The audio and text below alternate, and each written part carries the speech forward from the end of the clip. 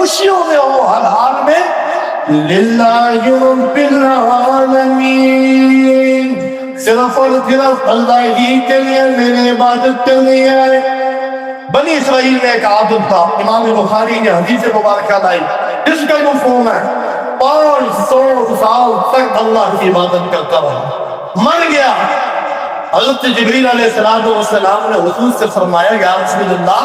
وہ بنی اسرائیل کا جو عمل ہے قیامت کا میدان ہوگا، اللہ پاک فرمائیں گے میرے عمل کو بغیر حساب کتاب کے جنت سے داخل کر۔ جب اسے جنت کے فرشتے لے کے جا رہے ہوں گے، وہ کہے گا الہ العالمین، میں آپ کی رحمت کے صدقے جنت میں نہیں جانا چاہتا، میں نے تو دنیا میں 500 سال تک عبادت کی ہے۔ اللہ تبارک و تعالیٰ اپنے فرشتوں سے فرمائیں گے میرے فرشتوں، ساری زندگی کی اس کی عبادت کو جمع کرو، میں نے اپنی جتنی نعمتیں اپنے اس بندے پہ کی ہے وہ ساری نعمتیں اس کی عبادت کے مقابلے میں لائی جائے، دیکھا جائے اس کی عبادت زیادہ ہے یا میری نعمتیں بہت زیادہ ہے۔ جب عبادت کے فرشتے جو اس کی عبادت کو جمع کرنے والے،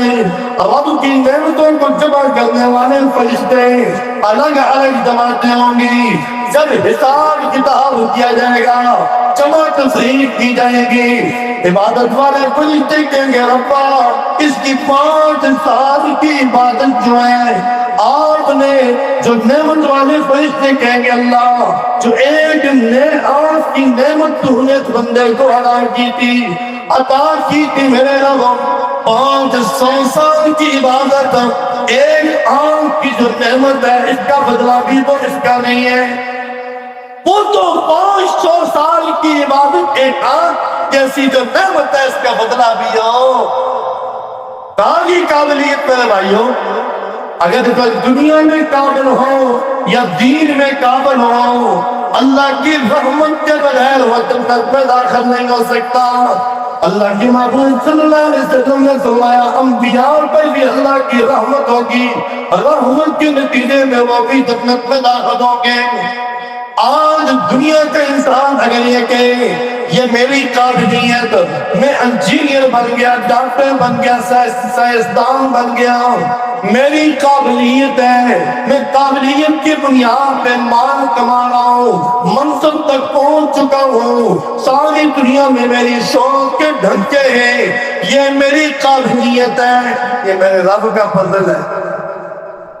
کسی کی کوئی ذاتی قابلیت نہیں۔ اس وجہ سے میرے بھائیوں 2 لفظ قابلیت اور قبولیت، بڑے بڑے قابل دنیا میں آئے لیکن رب کی رحمت سے محروم ہو کے دنیا سے چلے گئے۔ طاؤس الملائکہ، عزازیل سے ابلیس کا لقب پایا، ابلیس سے بڑا قابل کوئی نہیں، لیکن عارف بھی ہے، عالم بھی ہے، قابل بھی ہے، لیکن اس کے باوجود اللہ کی لعنت کے پھٹکارے 24 گھنٹے اس پہ برس رہے، 24 گھنٹے اس پہ برس رہے۔ بڑے بڑے لوگ قابل دنیا میں آئے، قارون نے آ کے نعرہ لگایا یہ میری قابلیت ہے، یہ مال میں نے کمایا، یہ منصب میں نے حاصل کیا، فَخَسَفْنَا بِهِ وَبِدَارِهِ الْأَرْضَ، مال سمیت اللہ نے زمین میں قارون کو دسا دیا۔ اس کی قابلیت کو دیکھنے والے جن کے منہ میں پانی آ رہا تھا اور ان کی صدائیں تھی یا لیتنا مثل ما اوتی قارون، ہائے کاش ہمارے پاس بھی قارون والی دولت ہو۔ لیکن جب قارون نے اپنی قابلیت کا نعرہ لگایا، اللہ نے قبولیت سے محروم کر کے زمین میں دھنسا دیا۔ نمرود آیا، فرعون آیا، انہوں نے اپنی قابلیت پہ رش کیے، لاکھوں لوگوں پہ حکومت کرنے والے، لاکھوں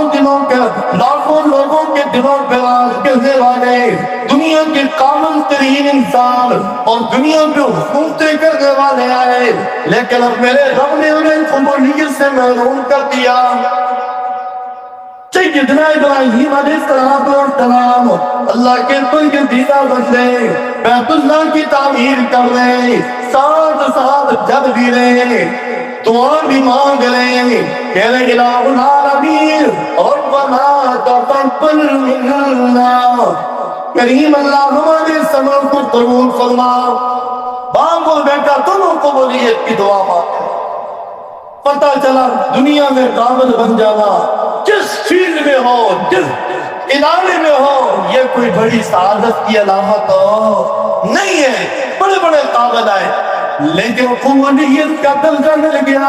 میں نے معلوم نے فرمایا حدیث مبارکہ کا مفہوم، بعض دنیا میں ایسے لوگ بگتا بابا والے، بکھرے ہوئے بابا والے،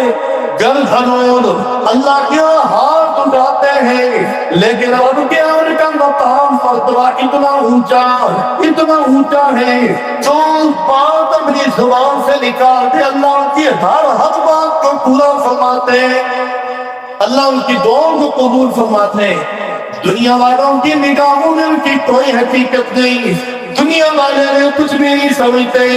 لیکن اپنے رب کے ساتھ ان کا اتنا تعلق بظاہر دنیا والوں کے ہاں وہ قابل نہیں، لیکن اللہ کے ہاں قبولیت کا مقام اتنا ہوتا ہے۔ زبان سے جو جملہ ادا کر دیں رب اس کے ایک ایک لفظ کو پورا فرما دیتے ہیں۔ میں نے قرآن مجید کی آیت مبارکہ دعا کے سامنے پڑھی تھی، ذرنی وما خلقت وحیدا وجعلت له مالا ممدودا۔ مکہ میں ایک ایسا شخص قریش والے، مکہ والے تاریخ سے رحمت قریش کہتے تھے، یعنی اتنا قابل ذہین ترین انسان پورے قریش میں ہے ہی کوئی نہیں۔ اور جب وہ اپنے بچوں میں بیٹھتا 13 بیٹے اس کے، ایسا خوبصورت قسم کا شخص اور ایسا صحت مند،